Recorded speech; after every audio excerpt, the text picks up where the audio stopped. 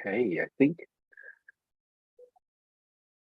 All right. Hello, everyone. Welcome to Lunar Reason with Christeen Jenna.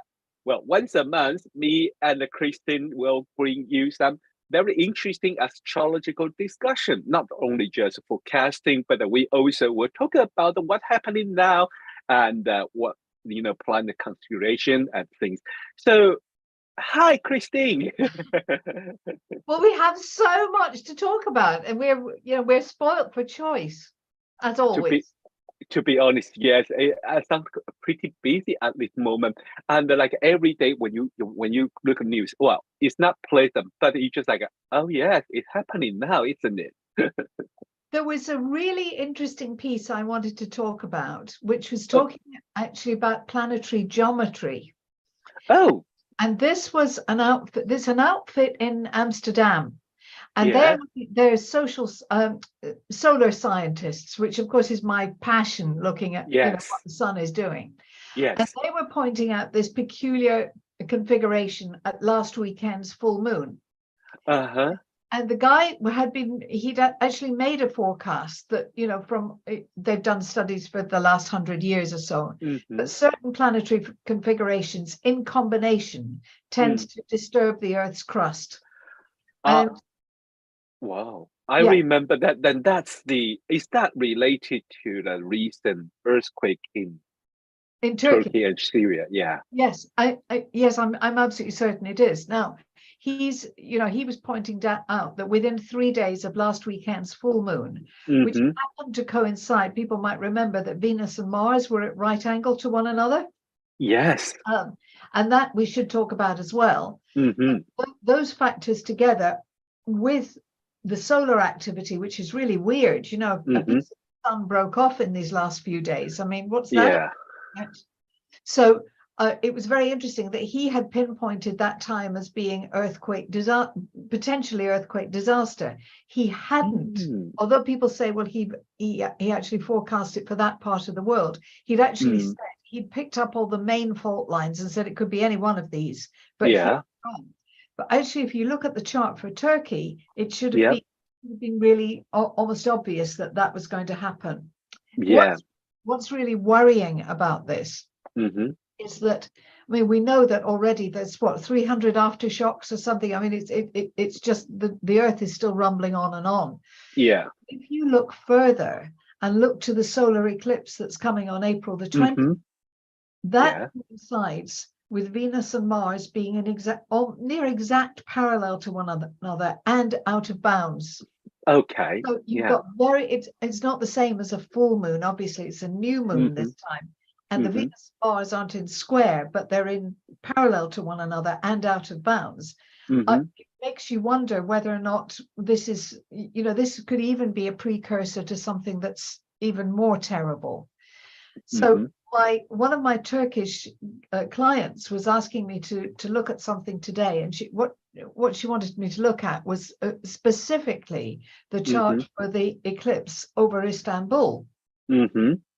And you can certainly see there's Uranus rising and there's Pluto in the midheaven. So if you just took those factors alone, you'd wonder about shake-up. But of course, it could be political shake-up. Exactly. There is so much anger now left at their administration. And I think the news at lunchtime was 131 warrants of arrest for, malpractice in building. So it doesn't necessarily mean there'll be another earthquake, although I have to say that if I lived in that part of the world, I'd want to get out. I'm sure I think usually like with the eclipse chart or any kind of significant like ingress chart with the heavy planet, outer planet on the angle, usually does not make people feel comfortable and easy in everyday life. No. So I went to have a look back at the eclipse that mirrored this one, which is, the 2004 one, if you go back to the last cycle. So there was a significant earthquake in Turkey in 2004 that took out 80,000 people, but it didn't happen on the 20th of April. It didn't happen until early July. So there's reverberation with this as well. So we have I don't think that we can just put it down to our very simple cookbook astrology. That's not okay. But I absolutely think that the planetary geometry is super. It is super. I think another thing that you just mentioned about the Venus square, the square Mars things, and I think everyone who seriously study the mundane astrology will notice that was the related to the Russia attack Ukraine, and I remember you also mentioned about it in your formulator. It was like it sounds like because when Russia initiated their attack was when Venus conjunct Mars last year, right? Yeah. So if you remember, it was a triple conjunction. It was Pluto. Yeah. So it wasn't so easy to interpret right at the beginning. Sure, yeah. But this Venus Mars square certainly suggested that we're now entering a new phase of this. Right. I mean, right from the beginning, it really was clear that this was not going to be over in a matter of weeks or months, and that we're probably looking at a 7-year, at minimum 7-year cycle with God knows how many casualties in the interim. So yes, I was anticipating stuff, and of course, your mind, it's just a human mind. You're focused on Ukraine, but then, and I wasn't looking at the Chinese balloon incidents over the US. So actually, it's everywhere, and then on a really small scale, a really small local scale. We, as you know, have carers coming in and out of the house. And obviously, we get very friendly with them, and we learn about their lives and what have you. And I could not believe the number of relationships that were breaking up last week. I mean, it was absolutely, it was crisis week at every possible level. It was just amazing. Yeah. So another thing, when you mentioned about the bloom, I think the first things when I see that bloom, I was like, is that a kind of a sign of the Pluto in Aries? Pluto moving into Aquarius. Into Aquarius. I think it is, and I think you can go back earlier than that. Again, at a local level. We're going back a couple of years now. A little girl close to where I live died. She lived just off the South Circular Road, which is one of the busiest routes in London. And eventually, after much song and dance and whatever, it was finally decided that her death was directly attributable to the air quality. Yes. Now, I'm a great fan of Betty Lundstedt, who was a really fine astrologer, obviously no longer with us, but she talked about the 10-degree orb. And I really feel that since Pluto got to 20 degrees of Capricorn, we've actually had the early warning signs for all the Aquarius. You don't have to look far. Yes. Quality and what's going on up there is now a major issue.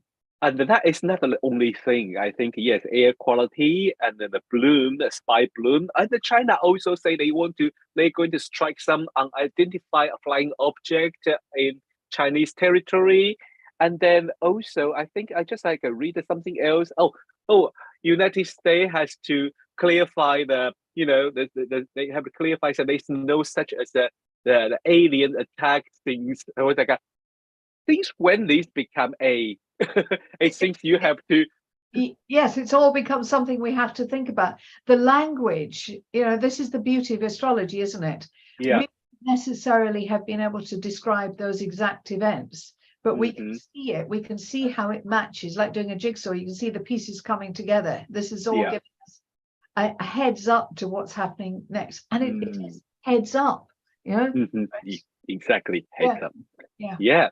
Well, I have a very quick chip in about our webinar on 25th of February, because both Christeen Skinner and Lianne McCarthy going to talk about Pluto in Aquarius and then what's going to happen. Especially, you will focus on the financial universe when Pluto moves into the Aquarius. So I encourage everyone, if you haven't enrolled yet, please send me the email, and me and Brian will help you to in Rome. And that's another thing, because come together. Well, I think that no, I have to go with the right order, because another thing I really care about it is what's happening now is the not only the Venus and the Mars, but the Sun is approaching the Saturn just before Saturn going to move into Pisces. Well, it's incredible, because it's where astrologers across the world should be having the day off on Thursday, right? I really want to, yeah. Because this is a mega event. It's a Cazimi, Sun Saturn, really fabulous, right? It's the last one for 3 decades in that area, but far more importantly, it's at 27 degrees of Aquarius, so it's on the astrologer's degree. Now, I'm old enough to remember standing on a street corner having a conversation with Charles Harvey. Saturn at that time was going through Aquarius. It was at the beginning of Aquarius, this conversation. And he was talking about that as being the low point in astrological studies.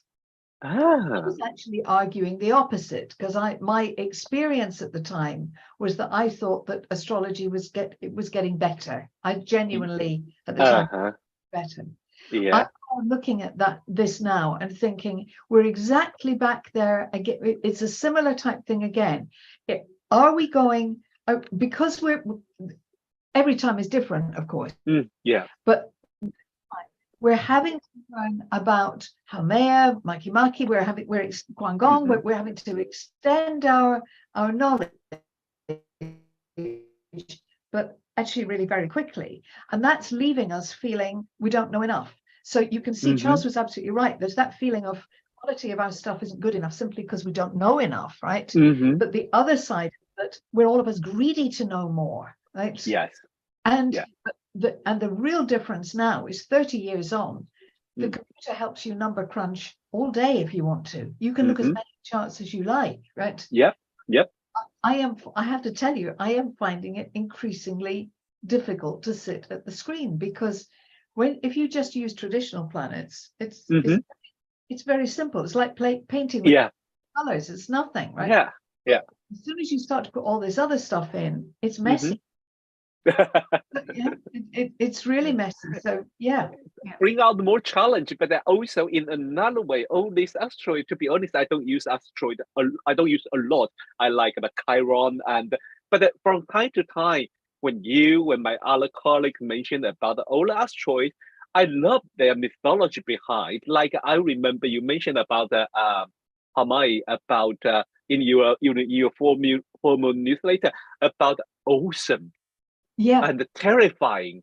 Yes. And that just makes me feel like this is what happened now. In one way, you can say it's awesome.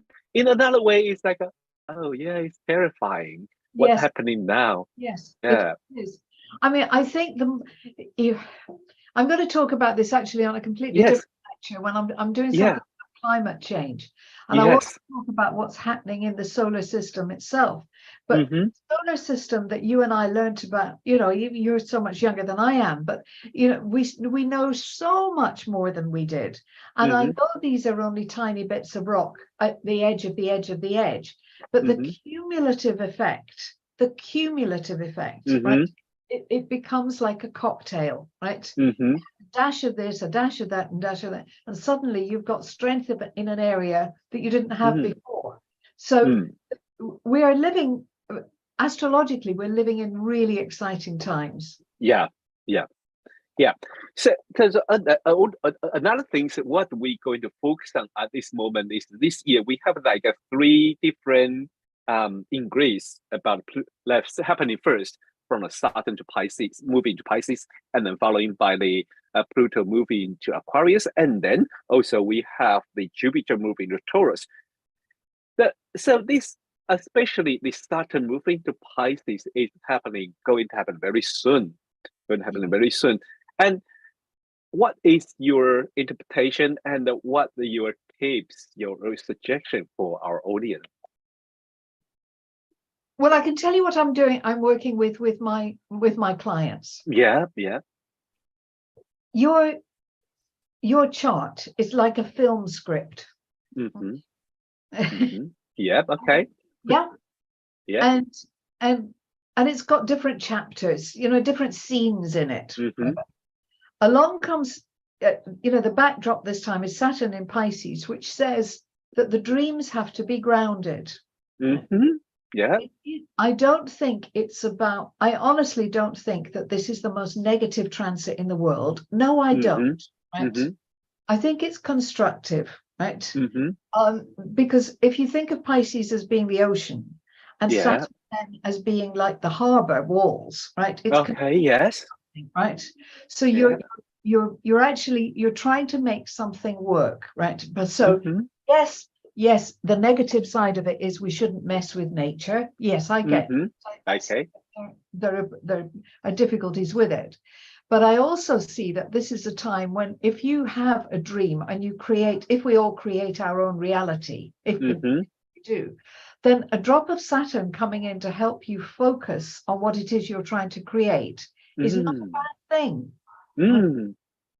Yeah. Well, I really like this interpretation because most of the time when we think about Saturn, well, people will first consider, like you say, inevitable. We will think about the negative side. We will think about what kind of mess we're going to make with the ocean, with the Piscean theme.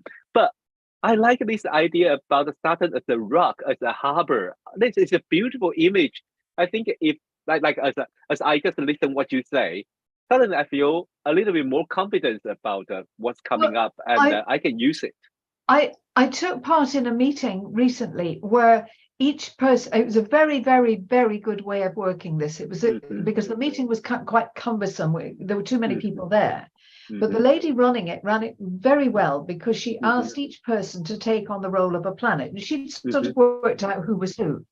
Yeah. I felt that, and as it happened, the treasurer was identified as being the Saturn, but momentarily it seemed to me that she was being asked to play the negative role of Saturn. But actually, the constructive part of Saturn is that says you have to live within your budget, right? So she's not a baddie at all. She's a controller, right? Which is right. Which is not to say that she's not excited about marketing or that she doesn't wish to invest. It's none of those things, but it's her job to make sure we don't go into debt. So I think Saturn going to Pisces is another way of saying, look, the waves are going to be huge, right? Which we know, right? It's but don't ride them so much that you are annihilated by them. You don't need to drown. Saturn is going to come and hold you steady. You're going to have to play within certain rules, and that, yes, absolutely, that's going to be uncomfortable. Yeah. Well, last. But you frozen there, didn't? Is that me? Yeah, no, yeah. We both. I think from the both sides, we just a little bit too slow down. I don't know why. Well, and finally, I think what is I think is like because when I just have a quick look about the full moon for the next month, it's coming very soon. Oh my God! Well, it's I have to say it's near terrifying, this one. Okay. I'm just looking at it from a financial point of view. Let's just stick with that. But if you were to go back over many years, you find it's very often the beginning of March there is some kind of financial drama. It's not unusual for me to have a low moment then. But this one looks to be highly significant because it's a full moon with the moon at 16 degrees of Virgo, which is very, very close to the Mars position in the New York Stock Exchange chart. Yes. Right? So which immediately sort of says, well, that doesn't look very good. Plus Saturn is Pisces. So it's entirely possible, right, that some government agency, and it could be any government agency, that comes up and says, we're going to put restrictions on whatever, or they say we're going to raise these rates and make life very uncomfortable. Yeah. But one way or another, I think that it's I mean, my traders are now, we've got plan Bs and we've got plan Cs because we're saying this is like telling you there's going to be a flood. So therefore, I give you a chance to either run away or put Wellingtons on. So that's, but at least, the astrology is wonderful for doing the timing. Right? And of course, with some clients, when I know what their investment portfolio is, we've been able to work out which things that we feel are most vulnerable. Yeah, to be honest, I don't really feel comfortable at this moment, especially like you say, the full moon things, especially and when we are going to face the two major outer planets going to change inside in March. That is like at least we should prepare as kind of fasten your seatbelt or something, just like get ready with it. And then I absolutely think you're right there, but I think we're going to be very careful that we don't go into panic mode. Really, really careful. That is challenge. Yeah, that's the challenge. Again, I was going back to a conversation with somebody who was very excited about the new moon that's coming up. The new moon that's at 0 degrees Aries, and seeing that as really being positive, and let's get started on things. A couple of days later, Pluto goes into Aquarius, and we're all going to be, I don't know where we're going to be, but anyway, it's going to be a new age and blah blah blah. And I'm thinking, yeah, that's really lovely, right? But the better thing to do is, if you think there's an accident going on outside the house, right? The first thing to do is to assess what you think is going to be needed, right? You don't immediately rush out. You don't know if you're going to need to call 999 yet. You don't know anything yet, because you have to observe. Right? So my thing that I'm saying to all the clients is, can we just observe, right? We've got some ideas of what this might be, right? Yeah. Can we not be trigger happy?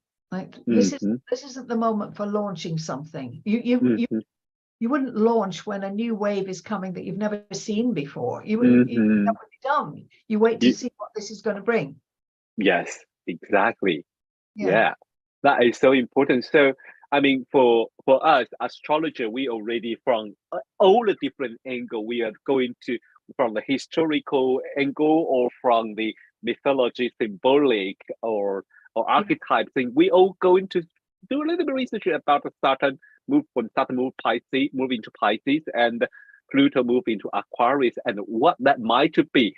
So also we AOA we invite all the different astrology from all the different angles. We start with J. Lily Man, and then with the Mandela Clay, and then Ling Bell with Fernanda Paiva, and then last month we have a Darby Costello with Alejo.